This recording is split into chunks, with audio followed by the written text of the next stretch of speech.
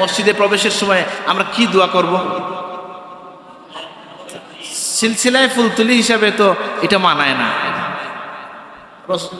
হাদিসের সমন্বয় করে মুহাদ্দিস হুজুর বলছেন, সকল আলেমগণ একমত এবং এটা কিতাবপত্রে পাওয়া যায়। এমনকি মদিনা শরীফে একটা দরজার মধ্যে এটা আপনি লেখা পাবেন। আমার মোবাইল তো সাথে নাই, ছবিটাও আমার কাছে আছে, আমাকে ডাক্তার সাইদুল আনোয়ার সাহেব এটা পাঠাইছেন, যে আপনি একসাথে 3টা হাদিসের উপর আমল হয়ে যায়। আপনি ভেবে পড়বেন, বিসমিল্লাহ ওয়াসসালাতু ওয়াসসালামু আলা রাসূলিল্লাহ আল্লাহুম্মা ইফতাহলি আবওয়াবা রাহমাতিক। এটা তো এখানে দেখাইলে হবে না। যেটা বলছিলাম কি, আল্লাহুম্মা ইফতাহলি আবওয়াবা রাহমাতিক। তাহলে আমি পড়বো কেন বলে, বিভিন্ন হাদিসের সমন্বয় করে এটা বানানো হইলো যে আমরা 3টা দোয়া একসাথে পড়তে পারি। প্রথমে হলো বিসমিল্লাহ বলা, ডান পায়ে ঢোকা না বাম পায়ে ঢোকা? ডান পায়ে ঢোকা। আর কি আপনি বলেন বিসমিল্লাহ ওয়াসসালাতু ওয়াসসালামু আলা রাসূলিল্লাহ আল্লাহুম্মা ইফতাহলি আবওয়াবা রাহমাতিক। তাহলে আমরা এই দোয়াগুলো করবো। মসজিদের আদবের মধ্যে একটা হচ্ছে যে খারাপ কোনো ইয়ে নিয়ে আপনি যাবেন না, গন্ধ নিয়ে আপনি যাবেন না, সুঘ্রাণ সহ যাবেন। রাসূলুল্লাহ রসুন খেয়ে মসজিদে আসতে নিষেধ করছেন। এটা থেকে বলা হচ্ছে যে এমনকি কোনো মানুষের যদি এমন রোগ হয় যে তার শরীরের মধ্যে এমন কোনো অসুবিধা যে আশেপাশের কারো অসুবিধা হবে, তাহলে তিনি মসজিদে আসবেন না। বুঝেন না এই কথাটা? কেন? যে মসজিদে আপনি আসবেন সুঘ্রাণ সহ আসবেন। মসজিদে এসে গল্প করবেন না জিকির আজকার করবেন? জিকির আজকার করা এটা একটা উদ্দেশ্য। ইমাম গাজ্জালী রহমতুল্লাহ আলাইহি এই মসজিদে আসার ক্ষেত্রে কি কি নিয়ত করা যায় বিস্তারিত লিখে দিয়েছেন। সব কথা তো আমি এখন বলতে পারবো না, বা আমি এইভাবে প্রস্তুতি নিয়েও আসি নাই। এই জন্য একটা কথা বলা হয়, তিজারাতুল উলামা নিয়্যাতুহুম, আলেমদের তিজারত হচ্ছে, তাদের ব্যবসা হচ্ছে তাদের নিয়তের মধ্যে। সুবহানাল্লাহ। কিভাবে? এই মসজিদে আসার সময় কতটা নিয়ত করা যায়? আপনি একটা নিয়ত করতে পারেন যে আমি মসজিদে আগে আগে যাচ্ছি, ওই হাদিসের উপর আমল হবে। আল্লাহর হাবিব বলছেন যালিকুমুর রিবাত, সেটা তোমাদের জন্য কেমন? এটার বিশেষ ফজিলত আছে। ফেরেশতারা দোয়া করেন আমি যতক্ষণ মসজিদে বসে থাকি আমি এই ফজিলতটা পাওয়ার জন্য। তাহলে একটা নিয়ত হইল। আপনি বললেন যে আমি গুনাহ থেকে বাঁচার জন্য যাচ্ছি, ইন্নাস সালাতা তানহা আনিল ফাহশাই ওয়াল মুনকার। তাহলে এই আয়াতের উপর আমল করার সওয়াব পাবেন। আপনি এই জন্য যাবেন যে আমি আল্লাহর জিকির করব, কারণ সমাজ নিজেই আল্লাহর জিকির, আকিমিস সালাতা লিজিকরি। সুতরাং আপনি জিকিরের যে ফজিলতে বা সওয়াব আছে সেটা আপনি লাভ করবেন। আপনি এই জন্য যাবেন যে আগে গেলে সওয়াব বেশি হয়, এই জন্য আমি আগে যাচ্ছি। আপনি হেঁটে যাবেন কেন? বলে প্রতিটা পদক্ষেপে আল্লাহ সওয়াব দান করেন। সুবহানাল্লাহ। এগুলোর তালিকা আছে, আলেমরা করে দিছেন। এই জন্য আরবিতে একটা কথা বলা হয়, তিজারাতুল উলামায়ে নিয়াতুহুম, আলেমদের তিজারত হচ্ছে, তাদের ব্যবসা হচ্ছে তাদের নিয়তের মধ্যে। আপনি আমি যে কাজ করে একটা সব পাবো, আলেম বলতে কি যে জানেন। ধর আপনি যদি এই কথাটা জানেন যে 11টা নিয়তের কথা বলছেন, তাহলে আপনি তো এটার আলিম হয়ে গেলেন। বুঝেন এই কথাটা? নামাজে আসার জন্য কি কি নিয়ত? গুনাহ থেকে বাঁচা, জিকির পাওয়া, নূর পাওয়া। আল্লাহর হাবিব বলছেন যে নামাজ হচ্ছে নূর, নূর লাভ করার জন্য। শাহ ওলিউল্লাহ মুহাদ্দিস দেহলভী রহমতুল্লাহ আলাইহি এটা বলছেন যে আল্লাহর পক্ষ থেকে বিশেষ নূর, এক একটা নূর এক এক সময় দেওয়া হয়, এক এক নামাজের সময় এক একটা ফজিলত দেওয়া হয়। এটা পাওয়ার জন্য আমরা মসজিদে যাবো। তাহলে এটা হচ্ছে আমাদের নিয়তের ব্যাপার। নিয়ত নিয়ে তো আলাদা কথা বলা উচিত আমাদের। নিয়তটা শিখতে হয়। এক বুজুর্গ বলতেছেন যে তোমরা তাআল্লামুন নিয়াহ ক্বাবলা আল ইবাদাহ, অথবা কাল তিনি বলতেছেন যে ইবাদতের আগে নিয়ত করা শিখো। সুবহানাল্লাহ। ইন্নাল্লাহা ওয়া মালাইকাতাহু ইউসাল্লুনা আলান নবী ইয়া আইয়ুহাল্লাযীনা আমানু সাল্লু আলাইহি ওয়া সাল্লিমু তাসলিমা। বিসমিল্লাহি ওয়াল হামদুলিল্লাহ আসসালাতু ওয়াসসালামু আলাইকা ইয়া রাসূলুল্লাহ। বিসমিল্লাহি ওয়াল হামদুলিল্লাহ আসসালাতু ওয়াসসালামু আলাইকা ইয়া রাসূলুল্লাহ।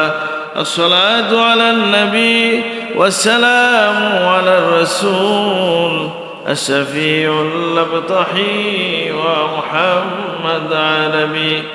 আজকের এই মাহফিল আমাকে যেটা বলা হলো যে জগজাব মসজিদের বার্ষিক খানকা মাহফিল নাকি?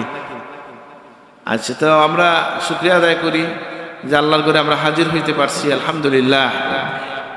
আর এই কথাটাও মনে রাখবেন। এই যে আয়াত আমি তেলাওয়াত করলাম, আল্লাহ সুবহানাহু ওয়া তাআলা বলছেন ইন্নামা ইয়ামুরু মাসাজিদাল্লাহ মান আমানা বিল্লাহি ওয়াল ইয়াউমিল আখির, যে আল্লাহর ঘরকে আবাদ রাখে কারা, আবাদ করবে কারা, মান আমানা বিল্লাহ, যারা আল্লাহর উপর ঈমান রাখে এবং যারা আখিরাতের উপর বিশ্বাস রাখে। এই জন্য মসজিদের সাথে সম্পর্ক থাকা, আল্লাহর ঘরকে আবাদ করার অর্থ কি? আল্লাহর হাবিব ফরমাইছেন যে এই মসজিদগুলো বানানো হয়েছে আল্লাহর জিকিরের জন্য, তাসবিহের জন্য। ওই যে এক লোক আইসা কি করছিল, আরবি একজন, সে না জেনে, আল্লাহ মাফ করুক, উনি না বুঝে প্রস্রাব করে দিয়েছিলেন মসজিদে। তো সাহাবায়ে কেরাম সবাই তাকে ধরতে গেছেন, এই নবীজি তাকে কি করছেন, বলছেন তোমরা তাকে আটকাইও না, তার কাজটা শেষ করে ফেলো। তারপরে নবীজি কি করলেন, তাকে ডেকে বললেন যে ইন্নাহাল মসজিদ, এই মসজিদটা কেন বানানো হয়েছে, যে আল্লাহর জিকিরের জন্য, তাসবিহের জন্য। এইভাবে মানে হাদিসের অর্থ হচ্ছে এরকম। তাহলে মসজিদের সাথে যে সম্পর্ক, এই যে আপনারা মাসে বা সপ্তাহে যে আমরা আসি বসি, আমরা যে 5 ওয়াক্তের নামাজ পড়ি, এই যে সম্পর্ক, এই যে আপনারা খানকা করেন, মাহফিল করেন, এটার দ্বারা আপনাকে আল্লাহ আপনাকে কি দিচ্ছেন? প্রথমত আপনি দেখেন একটা বিষয় প্রমাণিত হয়, যদি কোনো মানুষ মসজিদের সাথে সম্পর্ক রাখে তাহলে সে ইমানদার, এটার সার্টিফিকেট দেওয়া যায়। সুবহানাল্লাহ। এই যে আল্লাহ বললেন ইন্নামা ইয়ামুরু মাসাজিদাল্লাহ মান আমানা বিল্লাহ, মসজিদকে কি করবে, আবাদ রাখবে কে? যারা ঈমান রাখে আল্লাহর উপর, আখিরাতের উপর। তো আবার অন্য হাদিসের মধ্যে আসছে ইযা রাআইতুমুর রাজুলা ইয়াতাদিলাল মসজিদ ফাশহিদু লাহু বিল ঈমান আও কামা ক্বালা রাসূলুল্লাহ। এখানে হাদিসে আসছে, যখন তোমরা দেখো যে কোনো মানুষ মসজিদে যাওয়া আসা তার অভ্যাসে পরিণত হয়ে গেছে, তোমরা তার ঈমানের ব্যাপারে সাক্ষ্য দিতে পারো। সুবহানাল্লাহ। তাইলে এই জন্য অন্য অনেক হাদিস তো আপনি বিষয় পাবেন যে কিছু মানুষ যখন মসজিদের ঘরে বসে আল্লাহর জিকির করে অথবা কোরআন তেলাওয়াত করে, আল্লাহর ফেরেশতারা বেষ্টন করে, রহমত নাজিল হয়, আল্লাহ তার ঘনিষ্ঠ ফেরেশতাদের কাছে আল্লাহ তাদের কথা আলোচনা করেন। সুবহানাল্লাহ। তাহলে আমি বলতে চাইছিলাম যে আমরা এই যে বসি মাঝে মধ্যে, আপনারা তো আসেন এখানে জিকিরে নাকি, আমাদের বাইশ সব জিকির করান, আপনারা আসেন, এটা মসজিদ আবাদের মধ্যে পড়ে। এটা আপনার ইমানদারদের এটা হচ্ছে দায়িত্ব যে তারা মসজিদগুলো যেন বিরান না হয়ে যায়, এটা আমরা খেয়াল রাখবো। আপনি খেয়াল করবেন যে মসজিদে অনেক মানুষ এমন আছেন, আমরা পাবেন আমাদের সমাজে এখনকার সময়ে অনেক মানুষ, আপনি দেখবেন মসজিদে আসার পরে মনে হয় যে কীভাবে বের হয়ে যাওয়া যায়, তাড়াহুড়া করে, আছে না? দোয়া নাই, সুন্নত নাই, আছে না এরকম? এটা দেখেন না আপনাদের গ্রাম, আমাদের অঞ্চলগুলোতে হয়তো এটা নাই, কিন্তু এরকম আপনি দেখবেন অনেক যুবক এখন আছে, টুপি টাপি ছাড়া আসবে না, মাঝে দাঁড়াবে সামনের কাতারে, দোয়াও করবে না, সুন্নত করবে না, তাড়াতাড়ি বের হয়ে যাবে। না, মসজিদটা আসলে বসে যদি আপনি এখানে একটু সময় কাটান তাহলে এটার জন্য ফজিলত আছে। জিকিরের মধ্য দিয়ে এই যে আপনি একটু সময় যদি কাটান তাহলে আল্লাহর পক্ষ থেকে আপনি কি পাবেন? দেখেন হাদিসের মধ্যে আসছে যে যদি কোনো মানুষ কি করে, জিকির করে, রাসূলুল্লাহ সাল্লাল্লাহু আলাইহি ওয়াসাল্লাম ফরমায়েছেন আল মালাইকাতু তুসাল্লি আলা আহাদিকুম মা দামা ফি মুসাল্লাহ, যতক্ষণ পর্যন্ত সে তার মুসাল্লায় বসে থাকে ফেরেশতারা তার জন্য আল্লাহর কাছে দোয়া করতে থাকেন। সুবহানাল্লাহ। যে জায়গায় সে নামাজ পড়ছেন, হযরত সাহাবুল্লাহ এই কথা বলতেন, খেয়াল আছে কিনা, নামাজের সময় পরে কিছু সময় আল্লাহ আমাকে দেখতেছেন, এই ধ্যান রেখে তোমরা বসে থাকো আর আল্লাহর দমে দমে আল্লাহর জিকির করো, তাইলে শান্তি পাইবে। হইতা নি সাবে বলি কি শুননি সাবে এই কথা বলতেন। প্রথম সবক যখন দিতেন শ্বাসের জিকিরের কথা বলতেন যে নামাজের পরে কিছু সময় বসে আল্লাহর জিকিরের মধ্যে সময় কাটাইও, তাহলে কি হবে, যে এটার দ্বারা তোমার দিল ঠান্ডা হবে, শান্তি হবে। এবং আল্লাহর কাছে ফেরেশতারা কি বলে দোয়া করেন, আল্লাহুম্মা সাল্লি আলাইহি ওয়ারহামহু, আল্লাহ আপনি তার উপর দয়া করেন, আপনি তাকে মাফ করেন, তাদের জন্য দোয়া করেন। আল্লাহুম্মা গফির লাহু মা লাম ইউহদিস আও ইয়াখরুজ মিনাল মসজিদ, যতক্ষণ পর্যন্ত সে কি করে না, এটার দ্বারা আমি ধরে নিচ্ছি কথা বলা, দুনিয়াবি কথা বলা, অথবা তার ওযু না ছুটে যায় এবং বের হয়ে না যায়, ততক্ষণ পর্যন্ত ফেরেশতারা তার জন্য দোয়া করতে থাকেন। সুবহানাল্লাহ। তাহলে আমি এই জন্য উৎসাহিত করতেছি আপনাদেরকে যে আমরা যেন মসজিদের সাথে একটু সম্পর্ক রাখি। আমি একটু জিজ্ঞেস করি আপনাদেরকে, অনেক সুন্নি জনতাকে যদি প্রশ্ন করি, আপনারা দেখেন, আমি একটু জিজ্ঞেস করি যে বলেন তো এটা কিভাবে আমি প্রশ্ন করব, যে ইবাদত হিসাবে নামাজ বড় না মিলাদ বড়? মানে এখানে কোনো সন্দেহ আছে? সন্দেহ নাই। কিন্তু আপনারা অনেক মানুষ আপনি দেখবেন যে মসজিদের সাথে সম্পর্ক কম, কিন্তু উনি আফসোস করবেন আমার মসজিদে মিলাদ হয় না। আছে না এরকম লোক? মিলাদ তখন হবে আপনি প্রথমে নামাজি হন, তারপরে মিলাদ হবে। আপনি তো নাই এখানে, কিভাবে হবে? এটা নিজের পক্ষ থেকে বললাম, অভিজ্ঞতা থেকে বললাম। তাহলে আমি যেটা বলতে চেয়েছিলাম যে মসজিদ সংক্রান্ত দু একটি কথা বলে আমার কথা শেষ করব। যে মসজিদে যে আমরা আসি, এখনকার সময় তো অনেক কথাবার্তা চলতেছে, যে কথাগুলো নিয়ে আমি নিজে বহু জায়গায় বলছি যে শিশুদেরকে মসজিদে আসতে বাধা দিবেন না, এবং আসলে কিছু দুষ্টামি করলেও কি করবেন না, এই ধমক দিয়েন না। কিন্তু মাসলাটাও জেনে রাখা দরকার। ফিকহের কিতাব খুললে দেখবেন এমন বাচ্চাকে আপনি মসজিদে নিয়ে আসবেন না যে পবিত্রতার জ্ঞান রাখে না, যে বাচ্চা কিনা অন্য মানুষের নামাজ নষ্ট করে ফেলবে। অর্থাৎ দুই শ্রেণীর মানুষকে মসজিদে আনতে নিষেধ করা হয়েছে। এর মধ্যে একটা শ্রেণী হচ্ছে কারা, যাদের বুদ্ধি নাই এবং যে পবিত্রতার জ্ঞান রাখে না, এবং অন্য মানুষের নামাজে যার দ্বারা ডিস্টার্ব হবে, তার ব্যাপারে ফকিহগণ বলেন যে এরকম ছোট বাচ্চা যার আইসা ধরেন আপনি এখানে একজন প্রস্রাব করে দিল জুমার নামাজে, ধরেন এখন তো অনেক টেম্পার্স আছে, যাই হোক যদি করে দেয়, আমি আমার ছেলেকে নিয়ে গেছি এই বিপদে পড়ছিলাম, তো এই জন্য বলতেছি, যেটা দেখছি এটা বলতেছি। করে দিল প্রস্রাব, ধরেন তো প্রস্রাব করলে যে আরেকজনের নামাজ যদি জুমার নামাজ হয়ে চলে যায়, তাহলে এটা কি ফিল আপ করা সম্ভব? এই জন্য বাচ্চাদের মধ্যে যারা একেবারে বেবুঝ বাচ্চা, তাদের ব্যাপারে বলা হচ্ছে যে না, ফিতনার আশঙ্কায় এবং পরস্পরের ঝগড়ার সম্ভাবনা, নামাজ নষ্ট হওয়ার সম্ভাবনা ইত্যাদি কারণে অতি বেবুঝ যারা, যাদের বুঝের ঘাটতি আছে বা দুষ্টামি করার সম্ভাবনা আছে, এরকম বাচ্চা না নিয়ে আসা এটা। তবে এটাও ঠিক যে আমাদের কিছু সহ্য করতে হবে। কিছু দুষ্টামি যদি হয়ও, ফিসফিসানি কিছু যদি হয়ও, তারপরেও রেগে যাবেন না। ধরেন 7 বছরের পর থেকে মসজিদে আসবে কি আসবে না বাচ্চা, তার তো অভ্যাস হওয়া লাগবে। এবং তার স্থানটা কোথায় দেওয়া হয়েছে দেখেন, যে সে একেবারে কাতারের শেষে দাঁড়াবে, কারণ আসবে শেষে, যাবে সে সবার আগে। বুঝলেন না কোথায়? খেলাধুলা করে এসে ঢুকবে আর সালামটা ফেলে দিবে দৌড়, নাকি? এটা বাচ্চার জন্য কোনো বিষয় না, তার আসে যাওয়ার অভ্যাসটা হোক। তো যাই হোক, আমি বলছিলাম মসজিদের সাথে আমাদের যে সম্পর্ক, এর কিছু আদব আছে, আপনারা সকলেই জানেন। বলেন তো দেখি যে মসজিদে প্রবেশের সময় আমরা কি দোয়া করব? সিলসিলায় ফুলতুলি হিসাবে তো এটা মানায় না। হাদিসের সমন্বয় করে মুহাদ্দিস হুজুর বলছেন, সকল আলেমগণ একমত, এবং এটা কিতাবপত্রে পাওয়া যায়। এমনকি মদিনা শরীফে একটা দরজার মধ্যে এটা আপনি লেখা পাবেন। আমার মোবাইল তো সাথে নাই, ছবিটাও আমার কাছে আছে, আমাকে ডাক্তার সাইদুল আনোয়ার সাহেব এটা পাঠিয়েছেন, যে আপনি একসাথে 3টা হাদিসের উপর আমল হয়ে যায়। আপনি ভেবে পড়বেন, বিসমিল্লাহ ওয়াসসালাতু ওয়াসসালামু আলা রাসূলিল্লাহ আল্লাহুম্মা ইফতাহলি আবওয়াবা রাহমাতিক। এটা তো এখানে দেখাইলে হবে না। যেটা বলছিলাম কি, আল্লাহুম্মা ইফতাহলি আবওয়াবা রাহমাতিক। তাহলে আমি পড়বো কেন বলে, বিভিন্ন হাদিসের সমন্বয় করে এটা বানানো হইলো যে আমরা 3টা দোয়া একসাথে পড়তে পারি। প্রথমে হলো বিসমিল্লাহ বলা, ডান পায়ে ঢোকা না বাম পায়ে ঢোকা? ডান পায়ে ঢোকা। আর কি আপনি বলেন বিসমিল্লাহ ওয়াসসালাতু ওয়াসসালামু আলা রাসূলিল্লাহ আল্লাহুম্মা ইফতাহলি আবওয়াবা রাহমাতিক। একইভাবে বের হওয়ার সময় বিসমিল্লাহ ওয়াসসালাতু ওয়াসসালামু আলা রাসূলিল্লাহ ইন্নী আসআলুকা মিন ফাদলিক।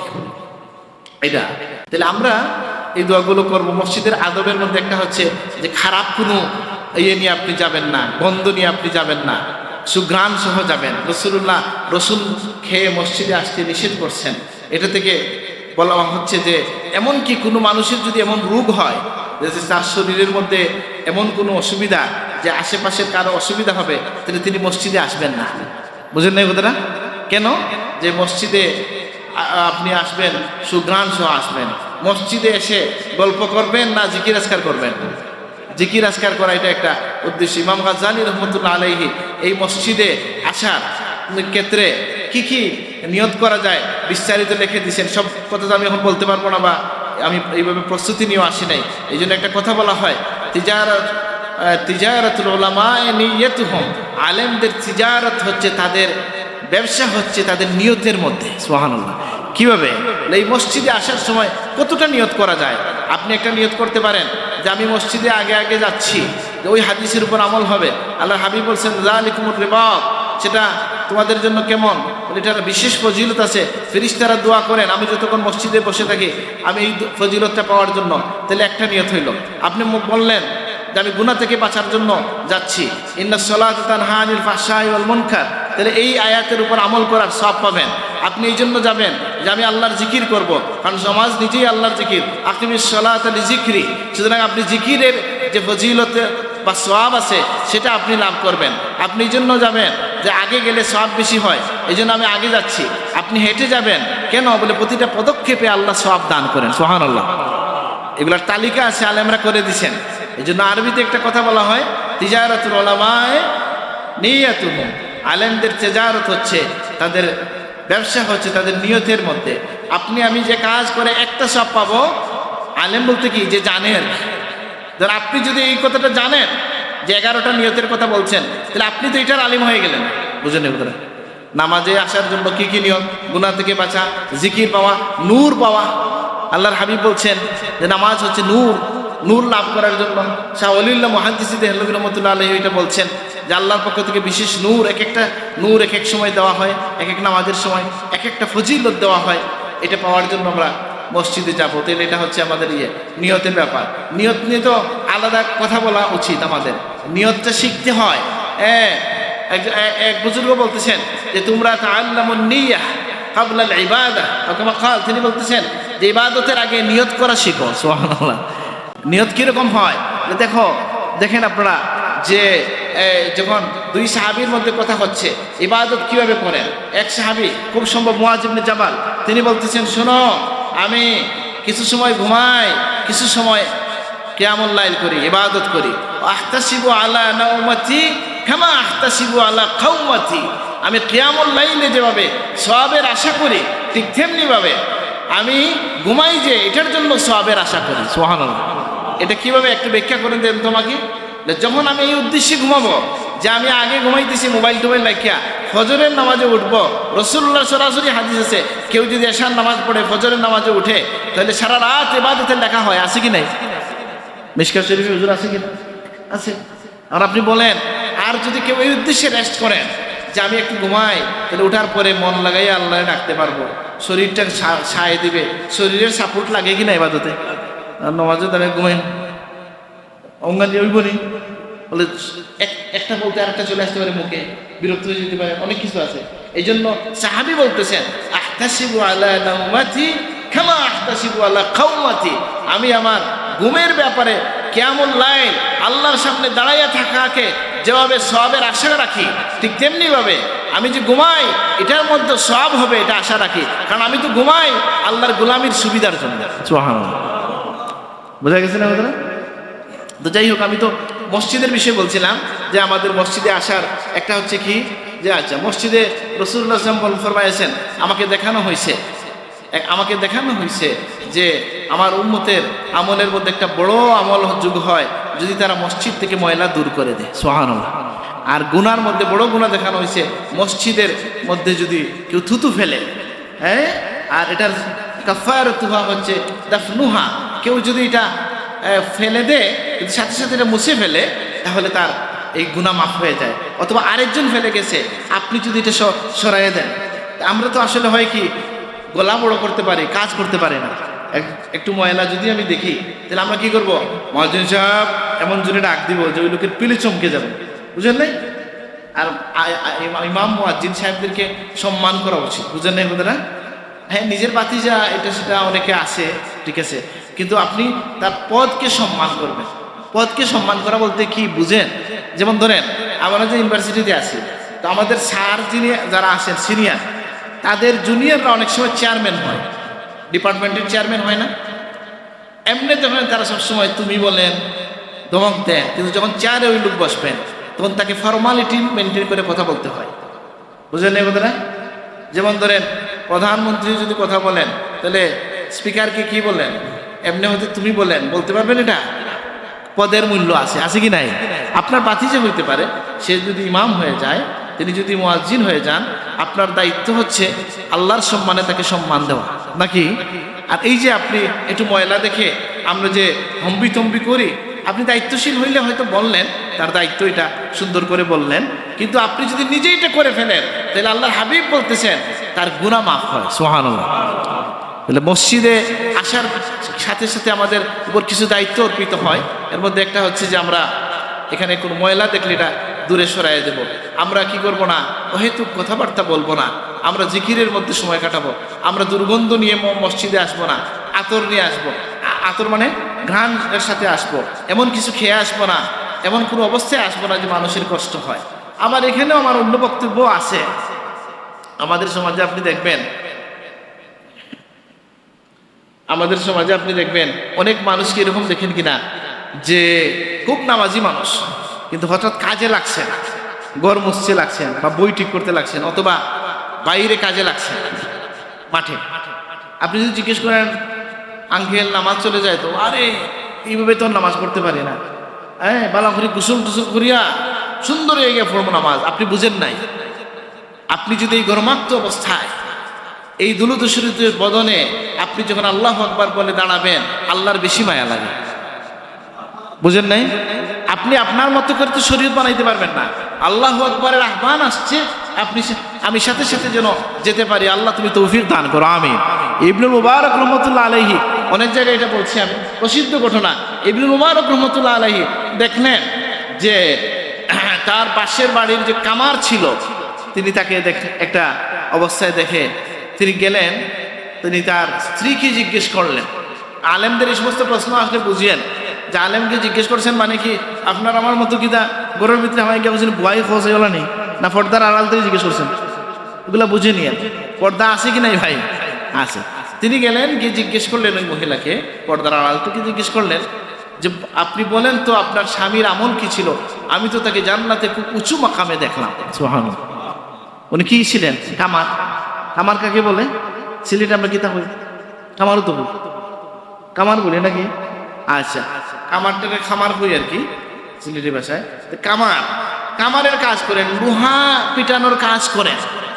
সেই লোককে এত উঁচু মাকামে দেখলাম, তার আমলটা কি ছিল একটু বলেন তো? তিনি বলছেন তার দুইটা আমল আমার মনে পড়ে। একটা হচ্ছে এই যে যখন তিনি কাজে থাকতেন, যখন তিনি লোহা পিটাইতে থাকতেন, আল্লাহু আকবার ধ্বনি হওয়ার পরে, এই আওয়াজ কানে আসার পরে ওনার যদি এটাকে তিনি উপরে উঠানো থাকে, এখন বাড়ি দিবেন, এটা আর বাড়ি না দিয়া এটা পিছনে ফেলে দিয়া নামাজে চলে যাইতেন। আর কি যখন আপনি আপনার বাসায় দোতলায় দাঁড়াইয়া লম্বা লম্বা নামাজ পড়তেন, তিনি তখন কাঁদতেন, আফসোস করতেন আর বলতেন আল্লাহ, দিনের বেলায় যদি আমার উপর এত বড় কাজের দায়িত্ব না থাকতো, আমি তোমার শরীরটা, কামারের কাজটা কঠিন না, কষ্টের কাজ না, আমি তো আর শরীর নিয়ে দাঁড়াইয়া থাকতে পারি না। যদি আমাকে আপনি আমার যদি এরকম ব্যস্ততা না থাকতো, তাহলে ইবনে মুবারকের মতো আমিও দাঁড়াইয়া দাঁড়াইয়া আপনার সামনে দাঁড়াইয়া ইবাদত করতাম। সুবহানাল্লাহ। তাহলে কি বলা হচ্ছে যে নিয়তুল মুসলিম খায়রুম মিন আমালিহি আও কামা ক্বালা এরকম একটা কথা হাদিস আছে যে মুমিনের নিয়ত আমলের চেয়ে আগাইয়া থাকে। বুঝলেন কথাটা? বড় বড় নিয়ত করা যায়, গল্পের জন্য না, এটা ওই বুটের সময় আদা করার মতো না, ওইটা না। সিদকে কলবে যদি কেউ কোনো ভালো কাজের নিয়ত করে, আল্লাহ চাইলে তাকে এটা পূর্ণ সওয়াব দান করেন। সুবহানাল্লাহ। আপনি কাউকে বললেন না, আল্লাহর সাথে কথা বললেন যে আল্লাহ, আমার যদি এটা থাকতো, আমার যদি বেশি টাকা থাকতো, তাহলে আমি মসজিদে এই কাজটা করে দিতাম। ধরেন কেউ জানে না, আপনি আল্লাহর সাথে বলতেছেন, এটা তো আশা করা যায় এটা কবুল হয়ে যাবে। তো আমি যেটা বলছিলাম, মসজিদে পবিত্রতার অর্থ কিন্তু এটা না যে আপনি খুব বেশি সাবান দিয়ে গোসল টুসল করে আসতে হবে। আসলে তো ভালো, কিন্তু যিনি কর্মব্যস্ত মানুষ, তার কর্মব্যস্ততার ফাঁকি তিনি যখন দাঁড়ান নামাজে, এটা আল্লাহর আরো বেশি পছন্দ হয়। নিজে কোনো বিধান বানায় নেবেন না। আমরা নেব না যে আমি ভালো করে গোসল টুসল করে নামাজ পড়বো। নামাজের জন্য কি গোসল শর্ত না ওযু শর্ত? বুঝে নেই ওদের। এখন বলেন তো, কোনো মা কি তার বাচ্চাকে ময়লার জন্য ফেলে দেয়? মানে বাচ্চার শরীরে ময়লা দেখে কি ফেলে দেয় না বুকে টেনে নেয়? তো মায়ের সাথে মহব্বতের সাথে আল্লাহর মহব্বতের তুলনা রাসূলুল্লাহ দিছেন কি দেন নাই? নবীজি বলছেন, একটা মা তার সন্তানকে যতটুকু ভালোবাসে, আল্লাহ তার বান্দাকে তার চেয়ে অনেক বেশি ভালোবাসেন। সুবহানাল্লাহ। ওইটা আমি বলছি, এটাও আমি অনেক জায়গায় বলছি। ওই যে বাচ্চাকে জড়াইয়া ধরছিলেন এক মহিলা, যাকে খুঁজে পাচ্ছিলেন না, বুকে জড়াইয়া ধরছেন, নবী দেখাই বলছেন, বলো তো এই মহিলা তার সন্তানকে আগুনের মধ্যে কি ফেলতে পারবে? তিনি বলছেন, তারা বলছেন ইয়া রাসূলুল্লাহ কখনো পারবে না। তখন রাসূলুল্লাহ সাল্লাল্লাহু আলাইহি সাল্লাম বললেন, একজন বান্দাকে আল্লাহ তাআলা তার চেয়ে অনেক বেশি, আল্লাহ তাআলা অনেক বেশি তার একজন বান্দাকে মায়া করেন। সুবহানাল্লাহ। তাহলে আমরা এটা বুঝলাম, তো মসজিদের জন্য কথাগুলো আমি যতটুকু মনে আসে সেটা বললাম। অনেক কথা, তো মসজিদে আমরা অনেক কাজ করি যেটার আসলে সুবুত পাওয়া যায় না। যেমন ধরেন বলা হচ্ছে মসজিদে হারানো কোনো বিষয়ের ঘোষণা দেওয়ার নিয়ম নাই।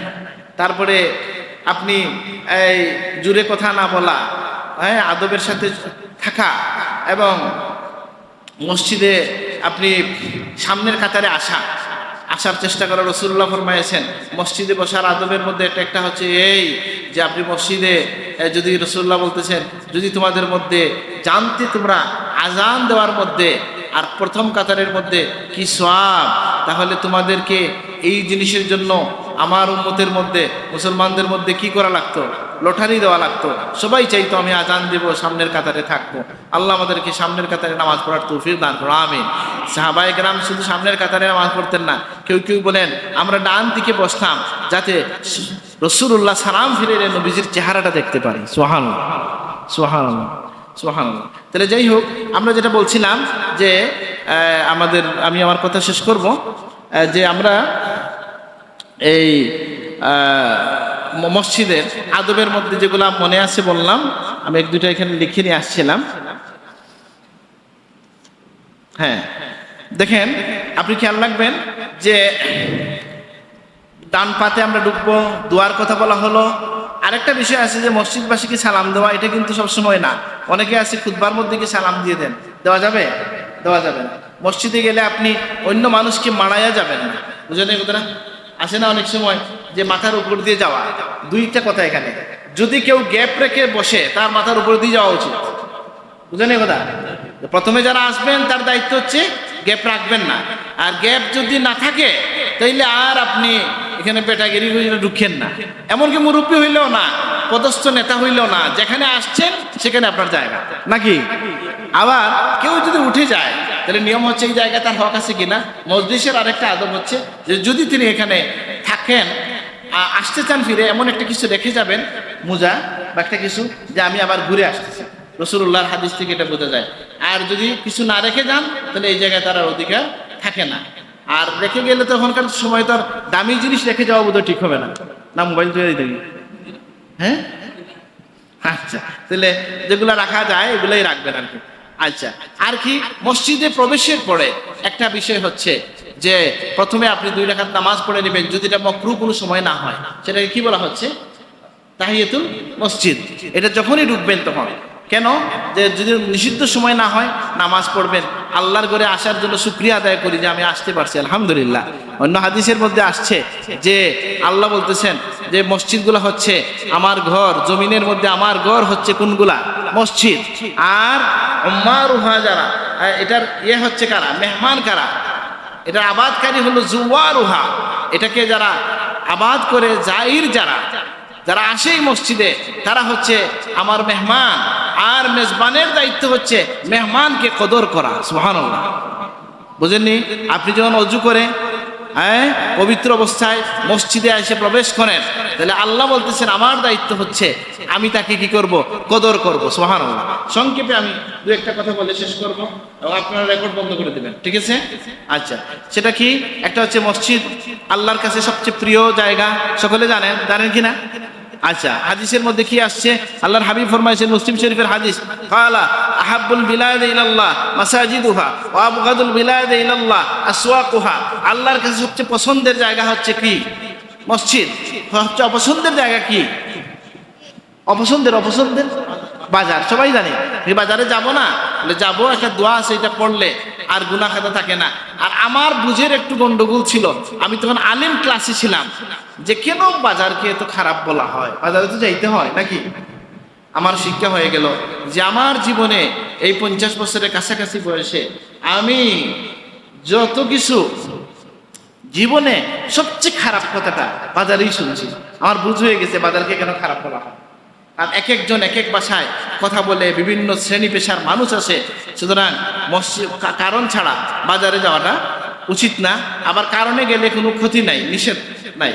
আচ্ছা, মসজিদের ব্যাপারে সকলে জানেন, প্রথমে যে হাদিস বলছি যে মান বানা লিল্লাহি মসজিদা, কেউ যদি আল্লাহর জন্য একটা মসজিদ বানায়, মানাল্লাহু লাহু বাইতান ফিল জান্নাহ, আল্লাহ জান্নাতে তার জন্য একটা ঘর বানায় দেন। সুবহানাল্লাহ। অন্য জায়গায় আছে মুখলিসান লিল্লাহ, এটা খালিসভাবে আল্লাহর জন্য হবে। অন্য জায়গায় আছে কি যে এটা হবে সগীরান আও কাবীরা, মসজিদটা ছোট হোক বড় হোক, আল্লাহ তার জন্য জান্নাতে একটা ঘর বানায় দেবেন। সুবহানাল্লাহ। আর আমাদের সমাজে কিছু অসুবিধাও আছে। এখন দেখা গেছে টাকা পয়সা হয়েছে, এক গ্রামে মসজিদের পর মসজিদ, প্রত্যেকের ঘরের সামনে, বাড়ির সামনে একটা মসজিদ হয় না এরকম? এটা আবার উচিত নাকি? না।